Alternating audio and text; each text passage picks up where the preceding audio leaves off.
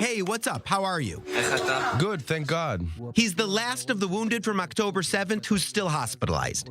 Shalev Best, an officer in the Israel Police Patrol Unit, who was critically injured during the battles. Since then, Shalev has been here at Soroka Hospital, and now, after 4 months, he's finally getting ready to be discharged, to go back home. There you are, I was just talking about you. You brought him your beautiful paintings, right? Look how nice you wrote. Dad, I love you. Am Israel Chai.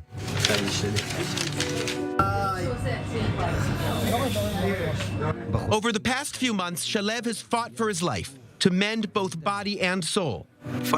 Mending the soul is harder than the physical part. At times I experience disappointment. Many thoughts and questions arise, like how could we have done things better and how could we be more focused? It's haunting you. Yes, it's haunting me. Shalev and 3 other police officers fought 40 terrorists who raided a neighborhood in the city of Ofakim. All 4 officers were injured when 3 of the city's residents arrived at the scene and courageously, in an exceptional act, rescued the officers and took them to a nearby house. At a certain point, we were all lying on the floor, wounded. 3 of us in serious condition. I could hardly breathe. Everything around me was covered in blood. I asked one of the residents to drive us out of there with our police vehicle because we understood that we had no other way out. Amitai and Gad are the residents who rescued him. In the first minutes, we treated them, but pretty soon we realized that ambulances cannot arrive there. It was a serious battle. While treating, at some point, 2 RPG rockets exploded near us. So we entered the police vehicle, loaded the 3 wounded, and flew out. Did you have a license for the police vehicle? I still don't have one. We understood that if we wanted to keep them alive, we had to work with what we had. During the dash to the hospital, the terrorists' gunfire continued, but they didn't give up.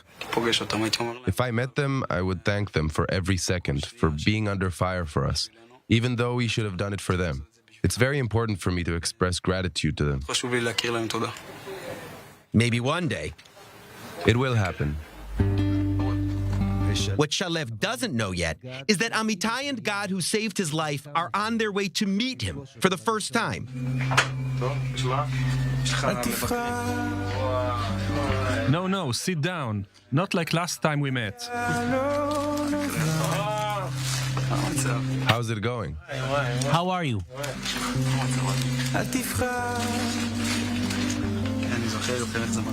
Thank you very much for everything. We are family now. I want to thank these 2 angels. I can't thank them enough for saving his life. These are tears of happiness and excitement. Will you keep in touch? Of course, for sure. We'll have Shabbat dinner together.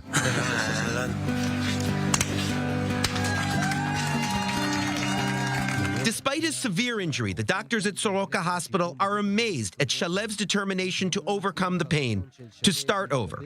Today, they part ways. Shalev gave his all in this complex rehabilitation process, and he succeeded. We are a relatively small department. We're like family. So when they leave, you feel like you're letting your children out into the big scary world, especially in this case. We'll hold our fingers crossed, and I hope he continues to rise. His time in the hospital might be over, but Shalev's recovery will continue for a long time. For him, for everyone. There's no other choice. We have to start over. With God's help, the last step is to throw the crutches and return to the unit, to the police patrol unit. Is that the dream? That's my dream, definitely.